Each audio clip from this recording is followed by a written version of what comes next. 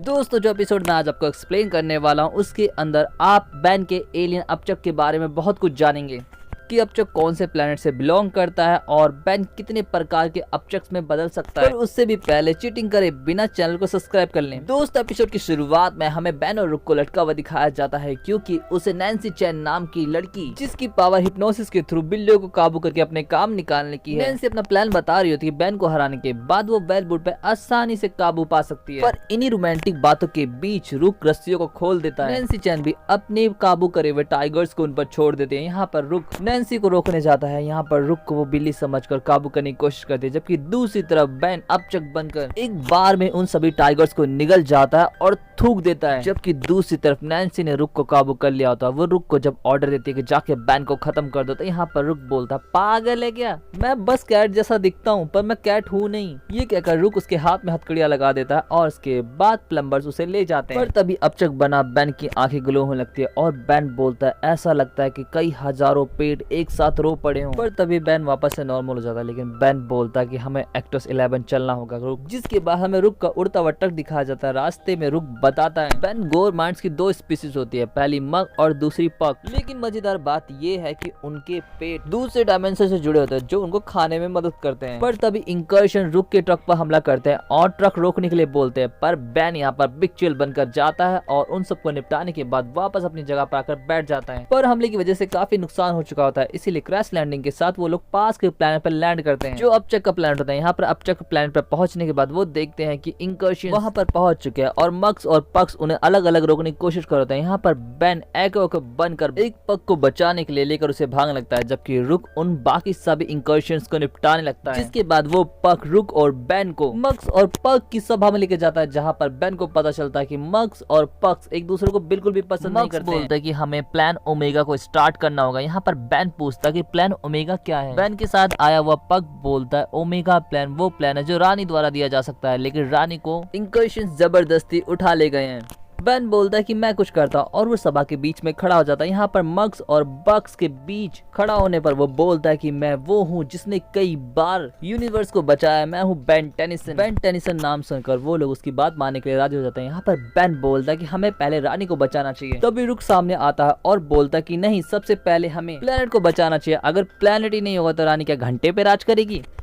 और अब रुक और बैन अलग अलग टीमों में बट जाते हैं। बैन की टीम डिसाइड करती है कि वो रानी को बचाएगी, जबकि रुक की टीम डिसाइड करती है कि वो प्लेनेट को बचाएंगे। जिसके बाद हमें इंकर्शन अंपायर की प्रिंसेस अटैया को दिखाया जाता है जो बोलते हैं कि जाके उस रानी को लेके आओ। जिसके बाद अटैया के सामने रानी को लाया जाता है। यहाँ पर रानी अपने अलग ही स्वैग में होती है। वो बोलते कि तुमने मुझे बहुत गलत टाइम पे डिस्टर्ब कर दिया, मैं एक 5 स्टार दावत की प्लानिंग कर रही थी। जिस पर अटैया बोलती ओ बुढ़िया, मुंह में दांत नहीं पेट में आत नहीं, और दावत की बात करिए, मुझे तेरा प्लेनेट चाहिए, बता देती है कि नहीं। जिस पर रानी बोलती है कि बुढ़िया किसे बोला है छोकरी, बुढ़िया होगी तू, तेरी माँ, तेरी अम्मा। अब अटैया गुस्से में बोलते जाके इसे काल कोठरी में डाल दो। जिसके बाद हमें बैन को दिखाया जाता है जो अपनी टीम के साथ इंकर्शन शिप पर चढ़ चुका होता है और उसे याद होता है कि लास्ट टाइम इंकर्शन ने उसे कहाँ पे बंद किया होता है। जब वो लोग वहाँ पर पहुँचते हैं तो रानी वहाँ पर मिल जाती है। पक्स ने अभी रानी को छुड़ाया होता है, लेकिन तभी वहाँ पर अटैया भी पहुँच जाती है। अटैया को देखकर पक्स उस पर हमला कर देता है, जबकि बैन स्पाइडर मंकी बनकर रानी को लेकर भागने लगता है। पर अटैया बैन के पीछे जाती है और उसे लात मार कर गिरा देते हैं, जिससे बैन वापस से नॉर्मल हो जाता है। अटैया रानी को पकड़ लेती है और बोलते है कि हार मान लो बैन। यहाँ पर अटैया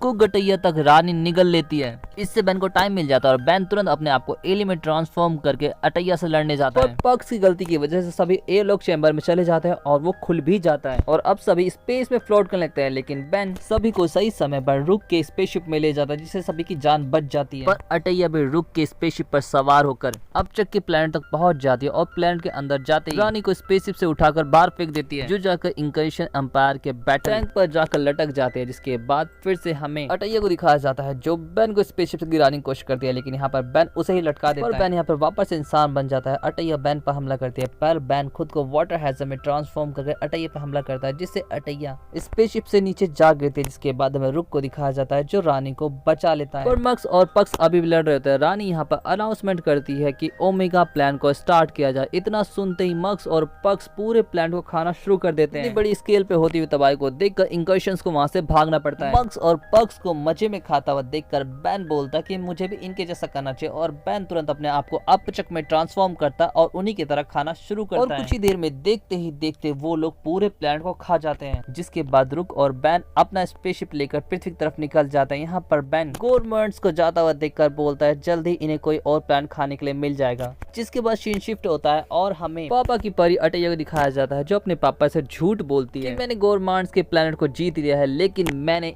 मिसाल कायम करने के लिए उसे उड़ा दिया। जिस पर उसका बाप मिलियश कहता है शाबाश मेरी बेटी, कुछ ही दिनों में पूरा यूनिवर्स हमारा होगा। और दोस्तों इसके साथ ही एपिसोड यहाँ पे खत्म हो जाता है। आपको एपिसोड कैसा लगा जरूर बताएं। वीडियो को लाइक करना, चैनल को सब्सक्राइब करना और इंस्टाग्राम पर भी फॉलो करना ना भूलें। सो मिलते हैं अब आपसे नेक्स्ट वीडियो में। Thanks for watching, sayonara.